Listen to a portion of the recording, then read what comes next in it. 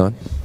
While these guys are getting set up here, Lori, the editor for Media Post, had a question for you guys. Based on the lack of feedback yesterday, wanted to heckle you guys some more today, and just get a quick show of hands from brands and agencies in the room. She was a little puzzled by yesterday. Who in the room is not testing with their campaigns and using their data? Who is testing? Okay, and then we have a bunch of people that don't know, I guess, which is fair.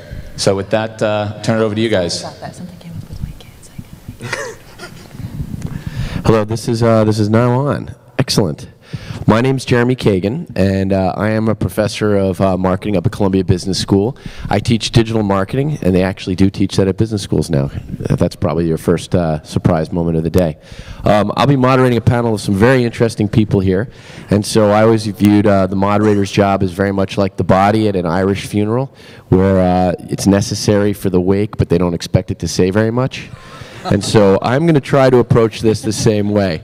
My goal here is I've spoken with most of these folks in advance. We're going to walk through a couple of structured questions, and we're going to try to leave some time at the very end for some questions from you guys. So we have some folks representing the industry, Google. We have some folks representing some technology. And we have some folks who actually represent people spending the money, so that's good. What we're going to do is start off with just sort of high level, and I'm going to pick on the folks from Google first to find out a little bit about how they view search versus PLAs, and then we'll talk about what it's like in reality, et cetera, et cetera. So the first thing, however, is I'd like everybody to go from that end to this end with a quick intro of themselves. And by quick, I mean like this example. I'm Jeremy. I teach at Columbia Business School. My day job is a company called Pricing Engine, and I used to work at Sony Music. Hi, I'm Margot Herman. I work for Evolve Clothing, and I manage most of their paid channels, which includes our Google search and PLAs. Hi, I'm Murthy Nukala. I'm the founder and CEO of Adchemy. We're based in Foster City, California, have about 150 people in the company. Our aim and mission is to radically simplify the paid search advertising world. So I'm Bill Mungovan. I run product for Adobe AdLens, which is a search, display, and social ad buying and optimization tool. Hey everybody, I'm Jennifer Liu, Senior Product Manager at Google. I started working on product listing ads back in early 2009, back when it was just an idea on a whiteboard. So it's been very amazing to see product listing ads take off over the past few years and really help retailers and advertisers, and great to be here. I'm Avish Dahiya. I'm CTO at Munire Furniture. We are the largest manufacturer for baby furniture. And I manage from social media to digital marketing, e-commerce, and IT. Thank you. Great. So for the first question, I'd just like to ask how Google sees search, which is intent-driven, versus product listing ads, which is more action-driven about people's purchases in terms of targeting, et cetera, and how you define the difference and the similarities in terms of management. And then we'll let the customers and the folks who actually have to deal with this from the tools break in. All right, so product listing ads, it is very similar to paid search in the fact that there is max CPC bidding, AdWords auctions, and so forth. But for those of you who have played with product listing ads, it is also very, very different. Rather than managing ad creatives and keywords to match those particular ad creatives, it's a lot more about giving a product feed and then having Google internally find all the relevant search terms for those products. So in that way, it's almost a blend of paid search with more product feed style marketing. But I do see product listing ads as a way to really showcase your products to the users and create a good impression as to, for users who are looking for those products, how can we show, hey, those retailers sell those products, and best make that connection. Let's start with Margot at the end there. Do you find that in reality the strategies are very similar? And the bidding strategies in terms of how you present your information, or different? Let me think about this. I think that they are in some ways similar because, obviously, as you mentioned, there's a lot of similarities with, okay, how many clicks, how many conversions am I getting? I think, though, that for us, it's actually been very beneficial because I work in it's a very visual industry. And so, product listing ads have allowed us to present to the consumer in a way that text ads never allowed us to. We carry a lot of really boutique brands, and someone might search for a more general term. And in the past, if it was green dress, we would never allow that, because that would be a way to rack up $1,000 of irrelevant searches really quickly. But in product listing ads, it's been really good, because if someone types in green dress, they're going to look through all the pictures and decide what looks good to them and then click on what's most relevant to them. So I think it's allowed us to funnel in a lot more kind of general searches, but then get more relevant products to our customer. So product listing ads allow you to be more general in your bidding? Yeah, we allow many more search terms. Do you find this is the same way, Avish? No. Okay, don't fight.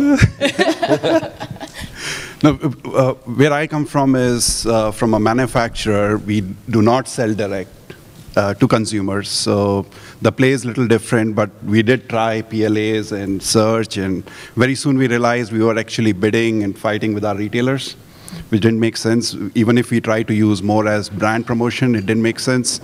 So what recently we came across was more on a retail search category, which is more like a PLA, but within a retailer. So that worked for us better, because it's almost like a one-click solution where the intent is the strongest.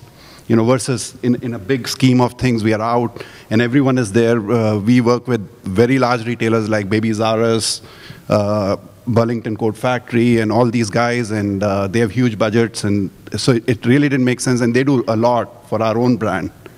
So it so happened that Babies R Us tied up with a company which has a platform which does kind of a PLA. And the first thing that came to my mind was, oh God, we are already paying for the retail. We actually get hedged for all the marketing and everything else in a 101 retail. And now I need to also fight on a digital space for the same space. But looking on the other side, so first it was, oh God, the second was, it's really good, because what it does is it gives an opportunity for me to place my SKUs, which in an organic search within the retail don't show up. So I could get them up there. I could, by increasing the sales, we could bring them on the organic search up. And in a 101 retail, we have 7 top selling cribs out of 10. But in a digital.com, we have 1 out of 10. So play is very different. But as a manufacturer, we never thought about .com that much. And the product listing ad in a retail really worked for us. So Murthy and Bill, do you have any observations on managing this from perspective of some of your clients? Where are the search and the product listings managed in parallel? Are they managed in a unified way? And where do you think it's going? Sure. I mean, we see it's managed, it's all over the map. We see some customers where the search team's managing it. We see other customers where some of it's managed by search and some of it's managed by a completely separate group.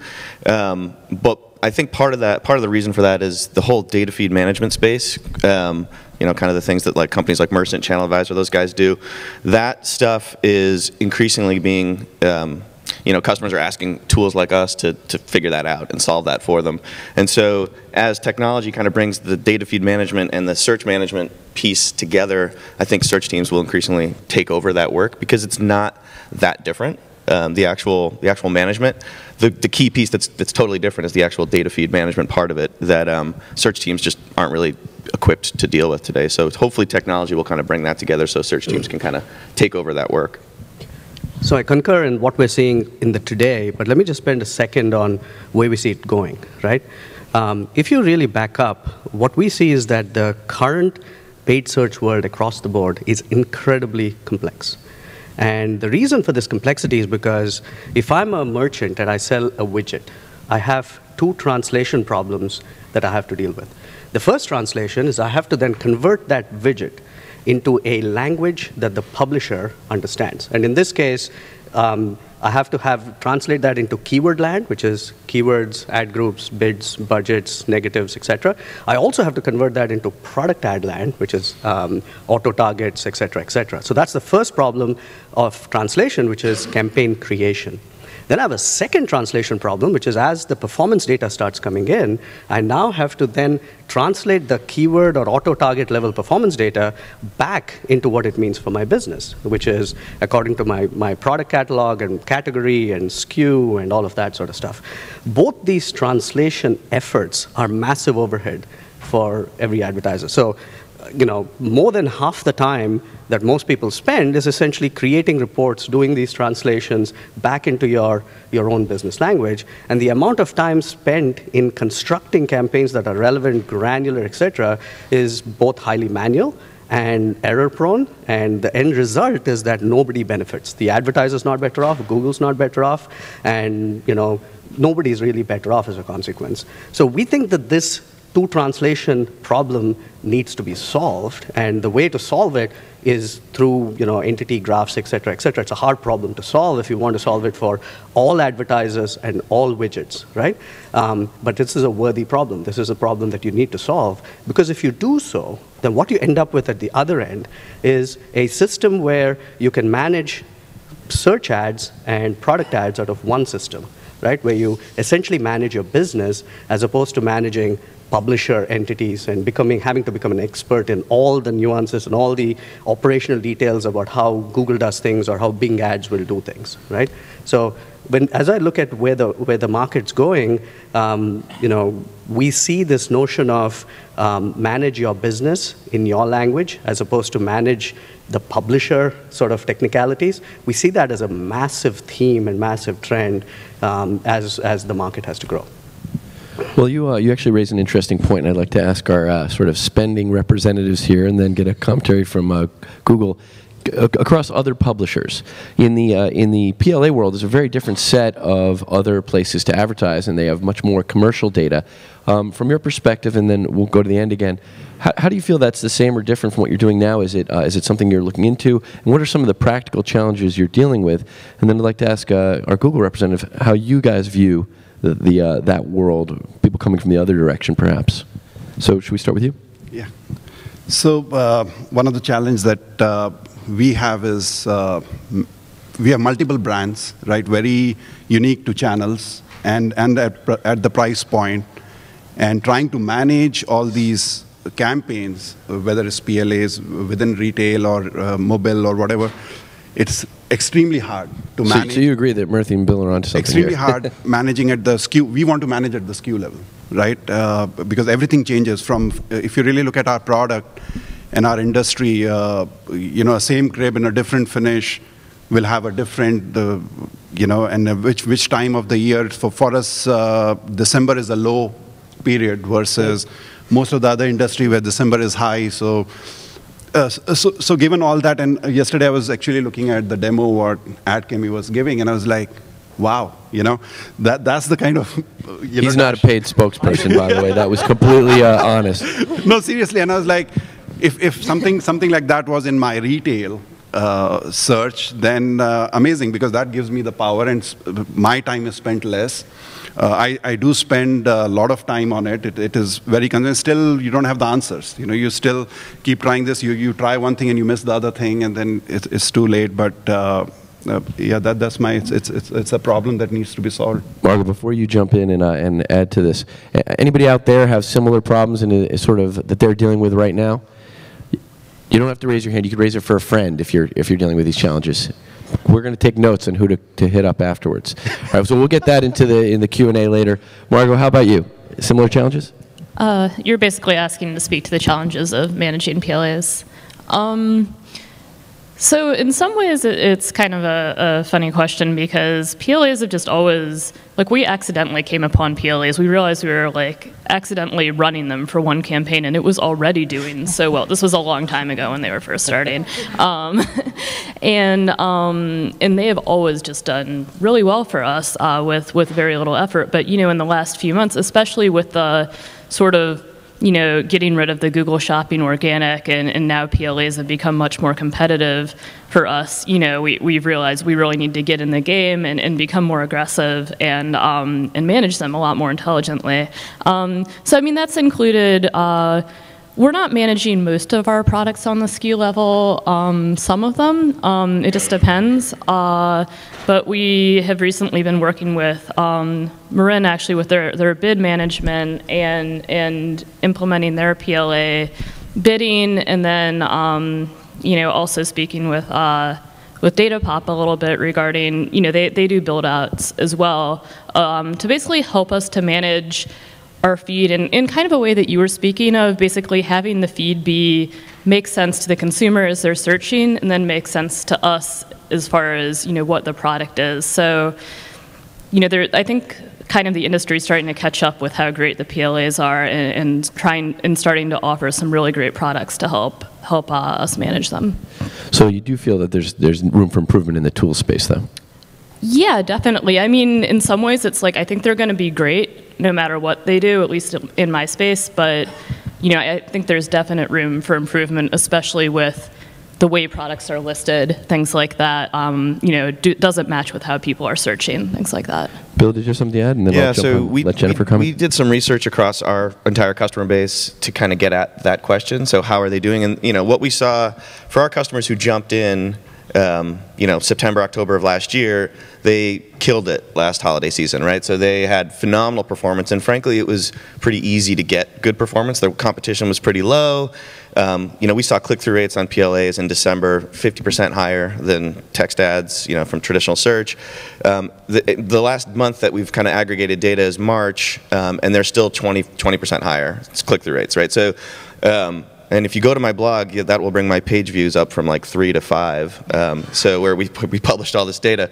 But what we're seeing also is that CPCs are increasing every single month as well. So this party is about to kind of stop a little bit. And so this coming holiday season, I think that's great news for Google, but advertisers are going to have to get smarter about how they manage their PLAs. They're going to have to get much more granular and specific in their targeting efforts than they had to be this past year. That's very clear in the data that we're seeing. So you saw up to 20% better conversion, and now you're finding that the cheap prices are actually rising to meet the market as people right. CPCs are catch on going up, which. Like I said, is congratulations. It's great for Google. So that's good news for Jennifer, as is people accidentally buying your product. But other than that, how do you see that evolving, and how do you see that to take it to the sort of next level? They're competing with some of the other publishers with similar product offerings. So I'll start a little bit more on the history, and then work to today, and then the future. Historically, when we first started out product listing ads, one of the original goals was to make it easier for retailers to advertise their products, especially when you have thousands, hundreds of thousands, or even millions of products. Rather than coming up with keywords for every single one of your products, which is a very complex task as well and very tedious to manage, we wanted to have it be more product-driven. These are the products that I want to advertise. These are the bids that I have for each one of these products. That being said, I think it's also a new space. We're blending paid search with more product feed style marketing, and it's new. So we've seen a lot of advertisers evolve over the past few years with managing product listing ads. It started off very high level. So people generally start off with maybe one bid for all of their products, and they kind of just see how it goes and see what kind of comes out.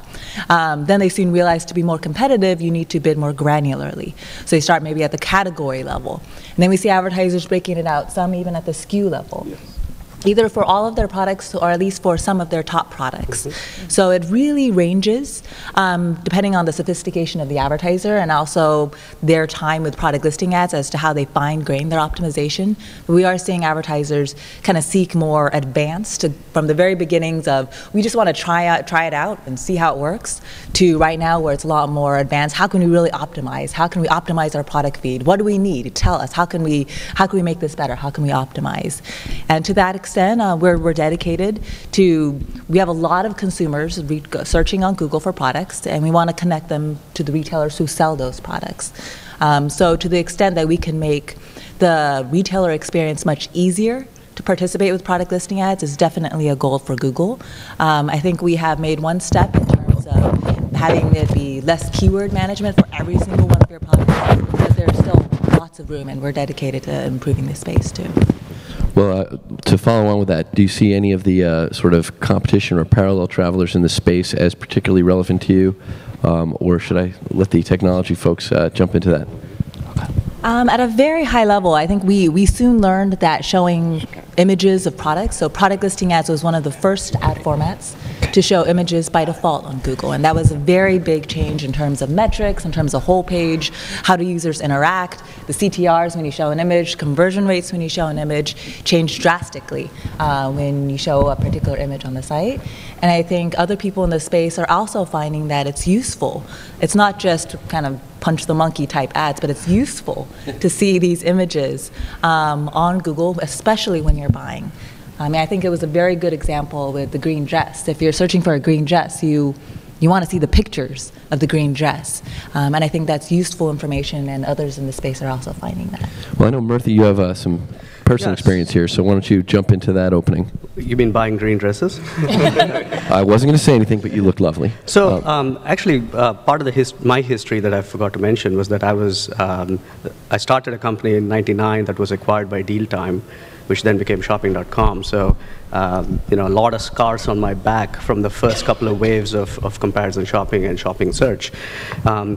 One of the things we used to notice at Shopping.com was that we were a massive search advertiser in 2001, 2002, and what we would see was a lot of consumers would click on an ad, come to the page, look at price and availability, and click back to click on another ad. So essentially, they were doing the same comparison shopping, but they were actually doing it by using the click as a proxy. So one of the fundamental reasons why CTRs are higher and conversion rates are higher is because that information is being brought into the SERP, so that when the consumer clicks on that ad, they already know what the price is, and they've already seen the photographs, right? So that's one of the reasons why the consumer experience makes it a little bit better.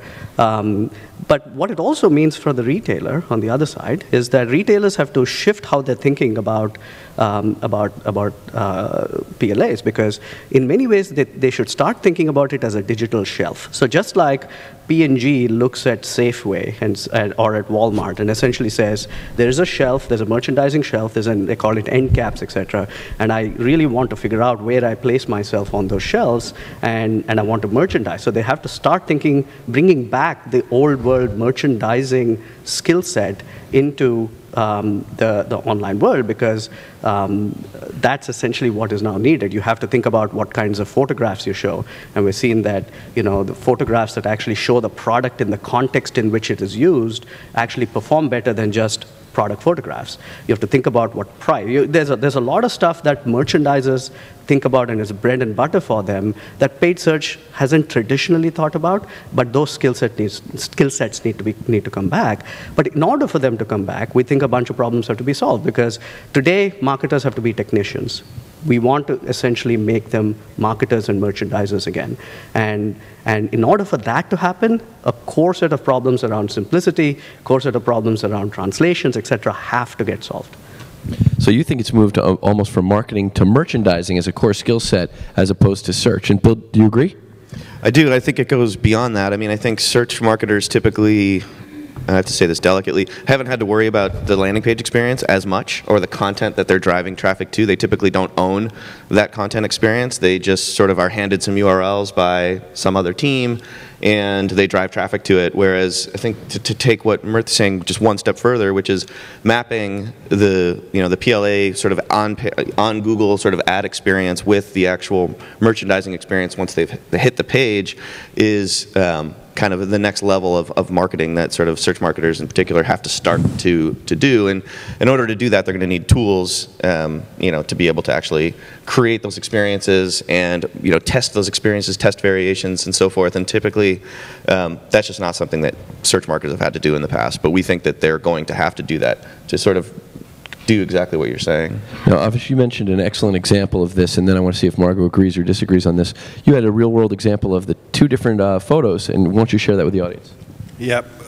So in our case, the consumer is very well defined. It's an expecting mom or parents. Mom, the window is a trimester second or third. It's a clear definition. So we are actually at least in a happy spot that we know our customer almost 95% right. So, and if you really look at what we have seen in the last couple of years, that consumer has changed significantly. It's a mom who is very tech savvy, who is using mobile technology aggressively, and we are nowhere close. We are a manufacturer. Forget about these trends. And they are hungry for good-looking, good product visuals, right? So it's almost PLAs. We are looking at PLAs at mobile point, versus desktop. We want that experience for moms to come on this, and we realize that a bad image, a good image, expecting that both our images could have anything between 1 to 10 difference. 10% and another could be 100.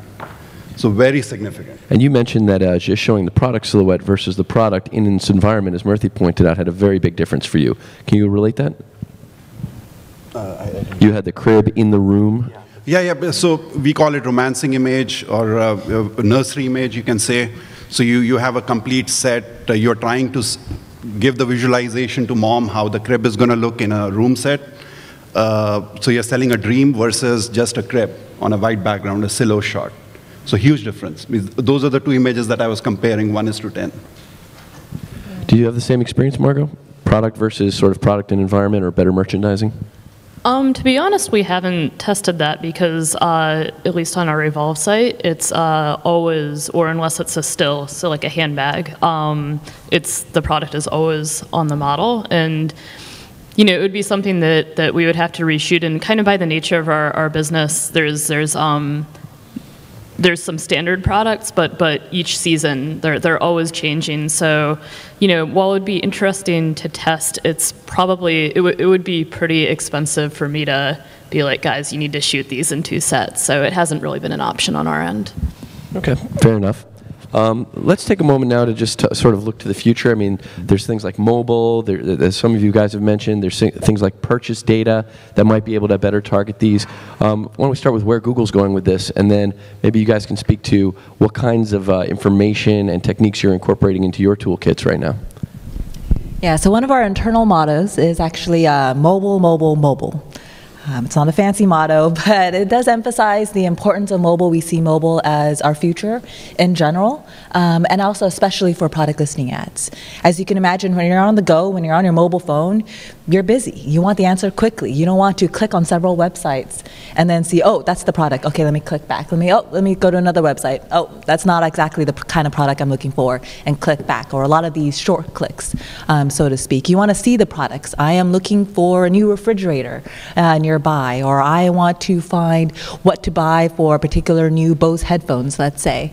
All these different use cases on mobile, we can also find a good way to show product listing ads to best help the users in those situations and connect them with the retailers who sell them very quickly to answer the question on mobile. Product listing ads launched on mobile mid last year, and we have seen very, very good growth. And it's only the beginning from my perspective. Any performance differences that you can share between mobile and desktop, just from product listing ads? It's still early, and it depends on the retailer, and it depends on the vertical very much, especially on mobile. I think in general, users are starting to turn towards their mobile devices for a variety of their shopping, day-to-day shopping and product answers. So what we're thinking is we strongly, again, mobile. We want to invest hard on mobile, and we're investing in probably 3 key areas. One, soon you should be seeing excuse me, a lot of new experiments where we play around with the product listing ad format to really take advantage of mobile with its touch-based screen and the touch-based interactions on mobile. 2, local is understandably very important on mobile, and it makes sense that people also shop and they want to find products that are online or nearby. So that is also something of importance for us. And then 3, lastly, enhanced campaigns also apply similarly for product listing ads, so giving advertisers the tools to best target the mobile audience, whether it's geo, day, or device. So more mobile-friendly formats, more emphasis perhaps on local and physical locations, and then enhanced campaigns and better targeting for product listing ads. Yes. Bill, Murthy, do you guys see anything across the board in terms of tactics that you're seeing as going to the future? Yeah, so I'm going to come back to my big theme of simplification, right? Because the functionality is fantastic. So think about what a retailer would have to do to take advantage of the geo-specificity and mobile specificity, right?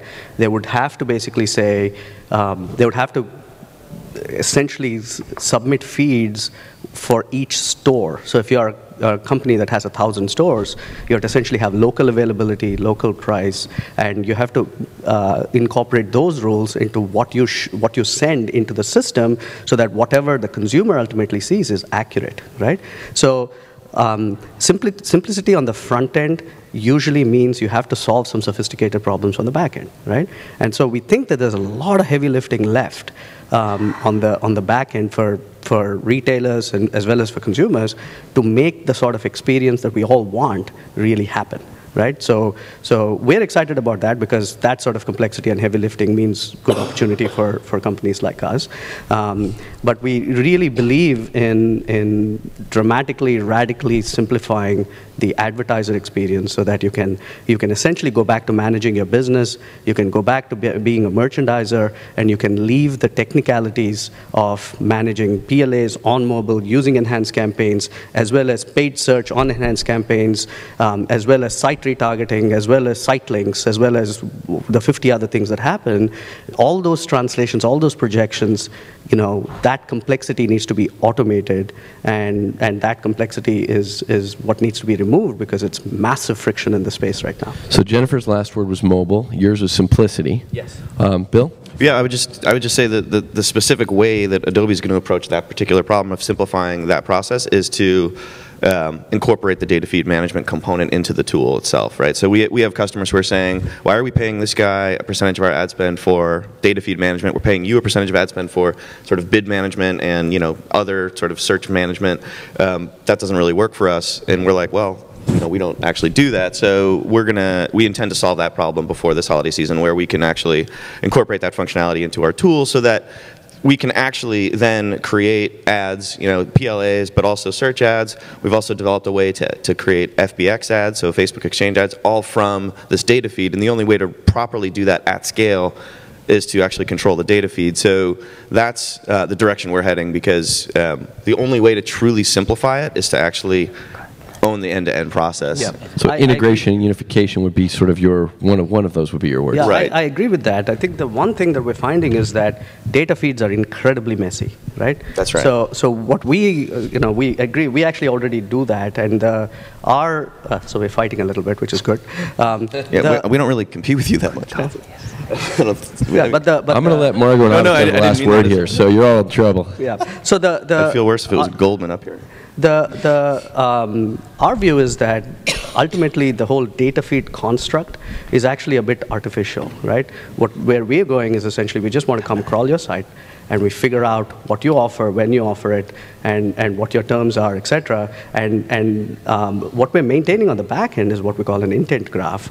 And as long as we can identify what you're selling in our intent graph, all the other things, all the benefits, simplicity just come out of it, right? That's our basic value. Okay, so the check writers on the stage, any of this ring true to you, or would you have a different approach? Margot, Avish, what do you think? Let's start with Margot. The difficulty of data feeds? Well, no, if you had one thing you were going to leave us with, what's your biggest challenge, and do you agree or disagree with what's been just said here? Simplification, integration, unification, mobile, are those the things? Yeah, I mean, mobile is obviously quite huge, and I think to me it's just, I mean, everyone says, like the whole big data stuff. But yeah, I mean, I think just understanding people as a customer, not as a device, is a huge challenge. So I think for me, that's a big thing. So data and information about the customer. Yeah, but I don't want to use that that cliche, because I feel like it's still such a challenge for everybody to really understand that. I feel like we're just at the beginning stages of really understanding, people rather than devices or OSs or whatever. Avish, last word. Mobile. So you agree? Yeah, I agree. And, from our point of view, we would like our catalog integration with PLA. Right from our catalog, how can we stream out to various devices, and our prime devices, of course, smartphones and iPads. And we did quite a few experiments on mobile last year. So we are ahead of the curve, and we worked with some of your partners. We didn't try direct Google, but amazing results. it does work. Okay, we won't mention those other partners out of respect to Jennifer, but I think we have a couple minutes left for any potential questions, and I can throw a bunch at them if nobody in the audience does. I think we have one with George over here. It's been burning a hole in his pocket. Excellent. Hi, I'm George Mickey from RKG. We've been in the PLA space since it was an alpha product for Google, and are big fans. We have pretty heavy concentration of clients in the e-commerce space, and so PLAs have been big for a while, and I really think the notion of integrating the PLAs and the text ads is critically important. One of the things that we've seen in data, and those of you who get our dossier or quarterly digital reports have probably seen this. There's an interesting pattern that happens fairly frequently of people clicking on a PLA ad, hitting the back button, and then going to the text ad. And I think this is a product of folks getting too deep on the landing page. Oh, okay, you have a green dress. That's actually not quite what I was looking for. I'm going to back up and go find something that gives me a more general result and gives me more different options. And we see that pattern show up quite a lot, which is one of the reasons that separating your PLA program from your text ad buying is problematic, because you end up giving credit to both the PLAs and the text ad for the same order. But it also suggests to retailers that it's a really good idea on your product landing pages to have a fairly big "see more like this" button on the page to take folks to the wider range, so that they don't end up going back and maybe even going to somebody else's ad. So that's just a comment to throw out for discussion. But then, Jennifer, I was going to ask you when Amazon is going to get back into the space. Okay, so the observation was that there's differences in search behavior that might lead to differences in landing page construction. The question was for Jennifer, who obviously can't speak to Amazon directly, but how do you feel about Amazon's participation in the space and them getting back into the space? Did they ever leave? So let me make sure I understand the question. The question is Amazon product ads, and well, he was just I think was looking for your general observations on Google's product ads versus Amazon's. Is that correct? Thinking about, Amazon famously bailed out when Google started charging for the Google Shopping. And will they get into the paid space because it's huge or not? And don't know whether there are any discussions going on, or if you guys have daggers drawn and aren't talking to each other. Okay. So I probably can't speak specifically to Amazon's participation with product listing ads. We definitely welcome them, and it's up to them to participate. In general, I think we're open to either Amazon or any other retailer. We're in the business of, we have lots of consumers coming to Google searching for what to buy and where to buy. And we want to connect them with the people who sell it, whether that may be Amazon or other retailers, and there's many in this space. I also wanted to kind of comment on some of the observations that you made about text ads and product listing ads. I think that was a very interesting point. And I do agree that it's important both in terms of the landing page and also text ads and both text ads and PLA participation. So the first point, in terms of the landing page, I do very wholeheartedly agree. It's very important to also understand the landing page that you're pointing users to, whether that may be text ads and especially also product listing ads. So doing cross-selling, saying, let's say you search for the green dress example. What are other similar green dresses that I might be interested in? It's hard to really describe this in words and say, I want another green dress that is like my style. But once you've indicated, hey, this is one green dress that I'm potentially interested in, it should be a good common practice to then say, here are other similar dresses or other similar products that you may be interested in. So techniques such as that for landing page optimization is also very important for product listing ads. For text ads and product listing ads, kind of the dual participation, product listing ads was also one of the first ad formats to allow retailers to show up on both product listing ads and text ads on a given query. And the rationale was that it's useful information. A good example is, let's say, engagement rings, where you may see a text ad for, you can customize an engagement ring. And then a product listing ads where we feature popular, kind of nice looking engagement rings. And both are valuable depending on the user and the situation. But I think it's also important to look at that blend and to make sure that this is very valuable real estate, and to make sure that you're present on both areas, because there's slightly different messages that you can convey to the user and make sure that they know that you're the place to buy these particular products. We might have time for one more question, but I do want to emphasize, like the game show, in the form of a question. All those are excellent observations.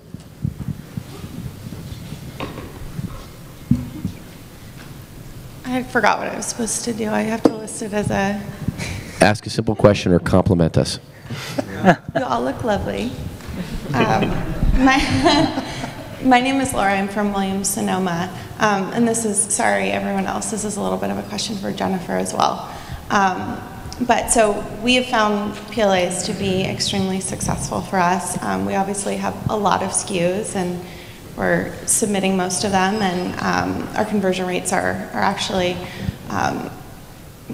way higher than our non-brand search. I find it interesting what you're saying as far as seeing people clicking on the PLAs and then the paid search. I actually would think it would be the opposite, and we've been wondering that for a little while, as far as kind of who's first clicking on the paid search ad and then going into the PLA and buying. But that's actually not my question.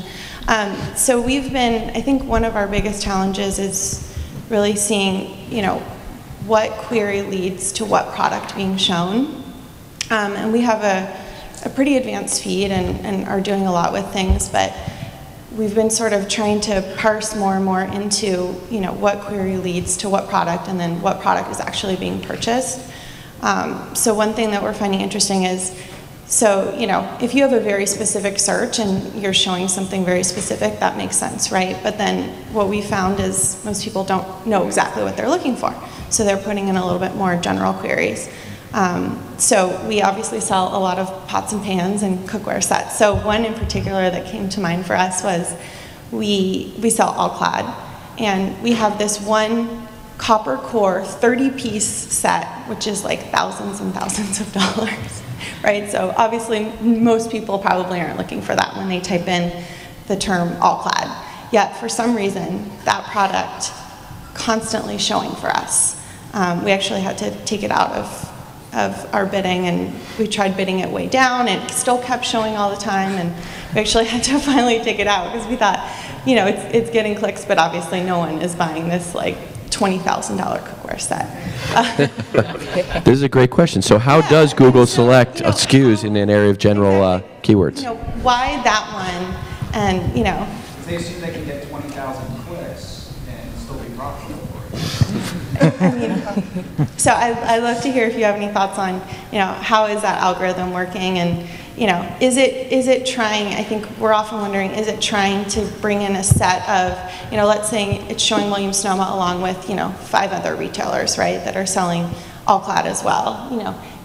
Are you guys trying to show that array of prices? Is that what you're trying to do? Or are you trying to show, Amazon at, the $50 all clad set, and then kind of somewhere in between, and then us?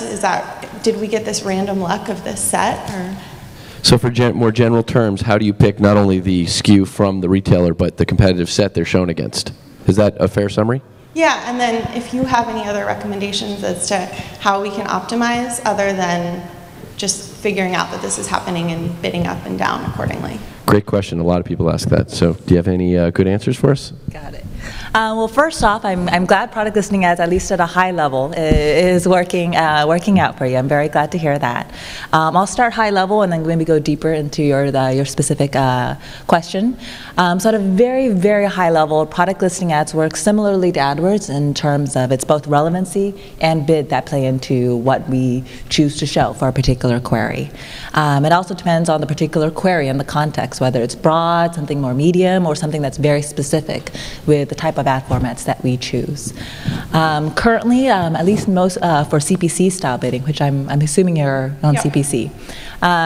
In that case, it's actually pretty simple. We want to show relevant products to the query, and then we have models to then predict what's the likely click-through rate for particular products, and then we also factor in the bid, the CPC bids in that case, to determine what to show for a particular product. So it's pretty much historical based, and it's data driven in terms of which products we decide to show for a particular query. And we constantly run experiments, and we do what we call auditioning, but essentially we want to try out a variety of products and see what gets good click-through rates. That being said, for your specific query, I'd have to dig in further to actually see why we're showing that particular set. So I probably can't answer that on the spot. But in general, we've been looking at both there's the relevancy. Is this product relevant to this query? And in this case, it could be, quote, relevant to the query. There's the predicted click-through rate, and would this product get good click-through rates if we presented it to the user? And in this case, depending on the user, they might be interested in this particular set, so I don't know, but they may be getting good click-through rates. We're also starting to invest more in kind of the post-click experience and make sure that it's not just something that would get clicked on very much, but also something that users would be likely to buy. And I think that's the key to your particular situation. Yeah. There may be something, oh, what is this set? And they want to click on it, but how can you really make sure it's something that users would likely buy? And to that extent, we need to work with retailers to understand, well, what users are buying on your particular website, and how can we best feature that on product listing ads? And that's a very general area of investment for us. And leaving on people buying stuff is probably a great spot. Are we okay on time to have another question? Yeah, we're over, so... All right. Thanks very much. Some great information here. Everyone here, I'm sure, would be thrilled to be cornered in the corner near the coffee right outside for more questions. And great questions. So thanks a lot, and move on to the next one. And for those of you, and I know there was a number of people that were trying to get the microphone up from me and I had to cut it off, there is a roundtable on this, and I hope